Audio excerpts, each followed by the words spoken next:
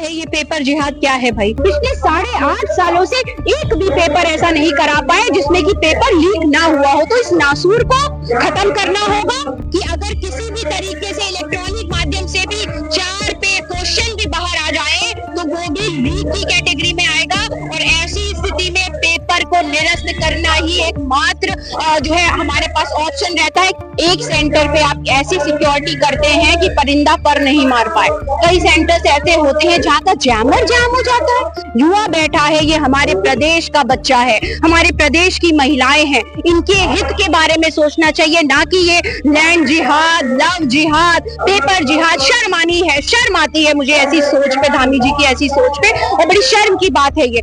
UK paper leak मामलों को लेकर जो सियासत है वो भी अब गर्मा गई है। कांग्रेस ने आज पेपर चोर गद्दी चोर वाला कार्यक्रम यहाँ पर कर रही है। साथ पर कांग्रेस के जो कार्यकर्ताओं का कहना है कि अगर सरकार इस पेपर को निरस्त नहीं करती है तो वो 3 तारीख को मुख्यमंत्री आवास कूच करे। मेरे साथ कांग्रेस प्रदेश प्रवक्ता और कांग्रेस के सीनियर लीडर भी हैं, वो प्रतिमा जी को मेरे साथ मौजूद, उनसे जानूंगा क्या कुछ कहना है उनका। नाम लगातार पेपर लीक उत्तराखंड में हो रहे हैं और तमाम जो तरीके हैं उनको अलग अलग नामों जाना जा रहा है कि अभी सीएम धामी ने नकल जिहाद का यहाँ पर नाम दिया है। किस प्रकार देखते हैं युवा के भविष्य को? देखिए, जब भी धामी जी किसी भी मुद्दे पे विफल साबित होते हैं, चाहे वो लैंड इंक्रोचमेंट का मामला हो, चाहे वो डेमोग्राफी को सुरक्षित रखने का मामला हो, चाहे वो प्रदेश की महिलाओं को सुरक्षित रखने का मामला हो, तो वो उस बात डाइवर्ट करने के लिए जिहाद शब्द को उससे जोड़ने का कार्य करते हैं। क्या है ये पेपर जिहाद क्या है भाई? आप बताइए कि हाकम सिंह का हाकिम कौन है आपके अलावा? क्योंकि आप तो हाकिम हैं, उसके ये सबको पता है, ये जग जाहिर है, लेकिन आपके साथ साथ अंदर खाने और कौन उससे मिला हुआ है। धामी जी को आज ये समझना होगा कि परेड ग्राउंड पे जो ये युवा बैठा है, ये हमारे प्रदेश का बच्चा है, हमारे प्रदेश की महिलाएं हैं, इनके हित के बारे में सोचना चाहिए, ना कि ये लैंड जिहाद, लव जिहाद, पेपर जिहाद। शर्म आनी है, शर्म आती है मुझे ऐसी सोच पे, धामी जी की ऐसी सोच पे, और बड़ी शर्म की बात है ये। कांग्रेस पार्टी की एक मांग है कि आप सिटिंग जज की अध्यक्षता में कमेटी गठित करें और दूध का दूध और पानी का पानी करें, क्योंकि ये नासूर बना दिया है सरकार ने। पिछले 8.5 सालों से एक भी पेपर ऐसा नहीं करा पाए जिसमें कि पेपर लीक ना हुआ हो। तो इस नासूर को खत्म करना होगा, कमेटी गठित करिए, और जो भी इसके पीछे हो, मैं तो कह रही हूँ धामी जी, आपके खासम खास क्यों ना हो, उनको तक पनिशमेंट दिलाने की आप हिम्मत रखिए, आगे आइए। अब वो बात अलग है कि हाकम के हाकिम अगर आप ही हैं, तब तो सब कुछ जो है मुझे लगता है 9-2-11 कर दिया जाएगा। हमें लगा था जो युवा है वो पेपर को निरस्त करने की मांग करे कि पेपर लीक हो चुका है तो उसका रिजल्ट जारी करना कोई औचित्य नहीं बचता, लेकिन जो सरकार प्रशासन और जो यूके के जो अध्यक्ष जो सचिव है, वो उनका कहना है कि पेपर लीक नहीं हुआ है, और जो कुछ युवा है वो मांग कर रहे हैं कि पेपर को जो है इसका रिजल्ट आउट किया जाए। इस पर किस प्रकार देखते हैं आगे के लिए? देखिए, वो जो युवा है, वो जो 4-5 लोगों का ग्रुप गया था, उनमें से एक भी ऐसा हुआ नहीं है जिसने पेपर दिया हो। उनकी कुंडली हमारे पास है। उनमें से हरिद्वार के 3 लोग हैं जो भ्रष्टाचार में शामिल पाए गए हैं। सब भारतीय जनता पार्टी का के प्रायोजित जो है कार्यकर्ता है वो है। दूसरी बात, मर्तोलिया जी के लिए बड़ी मुझे दुख होता है और शर्म की बात है कि यूके SSS के वो चेयरमैन कहते हैं अपने आप को, और उन्होंने अब तक जो कड़ा कानून जिसको कहती थी धामी जी कि कड़ा कानून है, उसको पढ़ने तक का उनके पास वक्त नहीं है। माननीय, वो ये कहता है कि अगर किसी भी तरीके से इलेक्ट्रॉनिक माध्यम से भी 4 पे क्वेश्चन भी बाहर आ जाए तो वो भी लीक की कैटेगरी में आएगा। और ऐसी स्थिति में पेपर को निरस्त करना ही एकमात्र जो है हमारे पास ऑप्शन रहता है। क्यों? क्योंकि कितनों के पास वो गया है। अगर 4 लोगों के पास भी गया है और अगर 8 सीट भी है तो 4 सीट तो चली गई ना, और 4 सीट हमारे उन लाखों युवाओं के लिए आप खाली छोड़ रहे हैं जो नहीं दे सकते 15 लाख रुपए। भाई कहाँ से देंगे? कल मैं एक बच्ची को सुन रही थी, उसके मन की व्यथा थी। जब मैं परेड ग्राउंड पे थी, मुझे मेरे आंखों में आंसू आ गए। ये दुख है, ये पीड़ा है उन बच्चों की कि नहीं दे सकते हम 15 लाख रुपए। भाई तो क्या हम पढ़ाई छोड़ दें, हम जीना छोड़ दें? तो बड़ी शर्म की बात है। और मुझे लगता है धामी जी को अब कुछ करना होगा, नहीं तो 2027 की जो डगर है वो बड़ी मुश्किल ही नहीं, नामुमकिन भी है। अगर आपने कड़े कानून की बात यहाँ पर की, सरकार ने बीच में काफी हौला मचाया था कि नकल जो भी सख्त कानून सरकार लेकर आएगी, तो लेकिन अब जिस कक्षा से वो पेपर लीक हुआ है, जहाँ से पेपर आउट हुआ है, उस कक्षा में ही जैमर नहीं लगाए, तो कहने कैसे प्रशासन की मिलीभगत हो सकती है। तो किस प्रकार देखता है कानून का? देखिए, शासन और प्रशासन दोनों मिला हुआ है, उसमें कोई दो राय नहीं है। एक सेंटर पे आप ऐसी सिक्योरिटी करते हैं कि परिंदा पर नहीं मार पाए।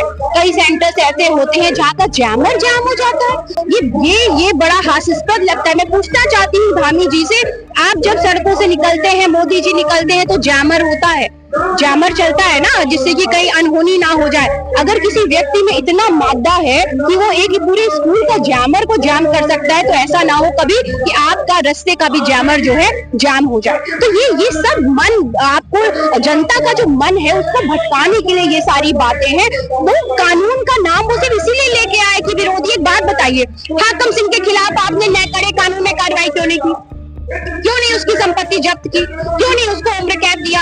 एक नहीं कई मामले उसके खिलाफ जो है लंबित है। तो ये कानून भी बनाते हैं पिक एंड चूज करके।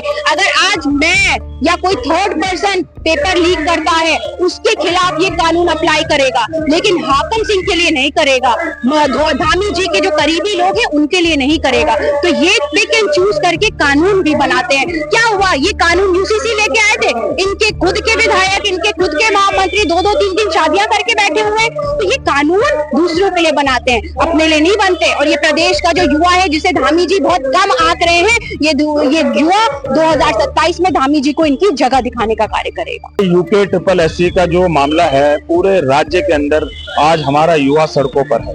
ये पहली बार नहीं है, भारतीय जनता पार्टी की सरकार में। इससे पहले जब पटवारी पेपर लीक हुआ था, तब भी हमारे कांग्रेस के लाखों साथी पूरे प्रदेश भर में सड़कों पर थे, लेकिन भारतीय जनता पार्टी ने उससे कोई सबक नहीं लिया।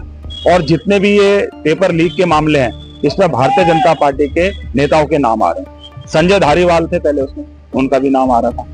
धर्मेंद्र चौहान है, उनका नाम आ रहा है। हाकम सिंह है, जो इनके मुख्य सूत्रधार थे, वो भी जेल में चले गए, लेकिन सरकार ने कोई ऐसी पैरवी नहीं करी और दोबारा जेल से छूट के आए। उनके पूरे राज्य भर के अंदर इतना बड़ा सूचना तंत्र है, इतने बड़े संबंध अधिकारियों से, नेताओं से है कि उन्होंने आते ही पेपर लीक का जाल दोबारा बिछाना शुरू किया। लगातार प्रदेश में पिछले हम 8 साल की बात करें तो लगातार प्रदेश में भाजपा की सरकार चल रही है, और निश्चित रूप से आप देखेंगे कि युवाओं का यह आलम है कि कहीं ना कहीं वो परेशान है और इंतजार कर रहे हैं कि पहले तो भर्ती खुले, पेपर निकले, और कहीं ना कहीं वो जब भर्ती खुल रही है, पेपर उनको देने का मौका मिल रहा है, तो निश्चित रूप से जब वो बैठ रहे हैं तैयारी के साथ अपनी, तो देखा यह जा रहा है कि कहीं ना कहीं सरकार के लोग, मैं कहूँ इसमें हाकम सिंह जो नाम आ रहा है, पहले भी आरोपी पकड़ा गया है, वो भाजपा का जिला पंचायत सदस्य रहा है। और जहां पर जिस सेंटर में हरिद्वार में पेपर लीक हुआ है, वो भी धर्मेंद्र चौहान नाम बताया जा रहा है, वहां पर उस संस्थान के संस्थापक सदस्य हैं और भाजपा के जिला मीडिया प्रभारी है। पेपर लीक से एक दिन पहले हाकम सिंह को गिरफ्तार कर लिया जाता है। फिर उसके बाद जब पेपर जहां जिस सेंटर में होता है, वो विद्यालय भी भारतीय जनता पार्टी के नेता का है, धर्मेंद्र सिंह चौहान का, और वहां से पेपर लीक होता है। आधे घंटे के अंदर 3 पन्ने बाहर आ जाते हैं और मुख्यमंत्री जी कहते हैं कि ये पेपर लीक नहीं है। इनके भारतीय जनता पार्टी के नेता कहते हैं पेपर लीक नहीं है, ये पेपर जिहाद है। और कभी ये कहते हैं कि ये नकल का मामला है।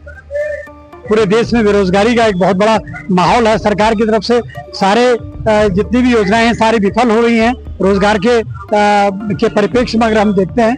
और ये इस तरह के जो पेपर थे, ये पटवारी का पेपर है या वन दरोगा का जो पेपर है, इस तरह के पेपर जो उत्तराखंड स्टाफ सिलेक्शन कमीशन की तरफ से आयोजित किए जाते हैं, उनका लीक होना या किसी तरह से वो रद्द होना, वो हमारे नौजवानों के ऊपर, बेरोजगार नौजवानों के ऊपर एक बहुत बड़ा कुठाराघात है। और मैं सरकार से इस धरने के माध्यम से अनुरोध करना चाहूंगा, निवेदन करना चाहूंगा कि इस प्रकार की घटनाओं पर रोक लगे और हमारे प्रदेश के युवाओं को रोजगार के नए सिलसिले जो है वो उत्पन्न करे।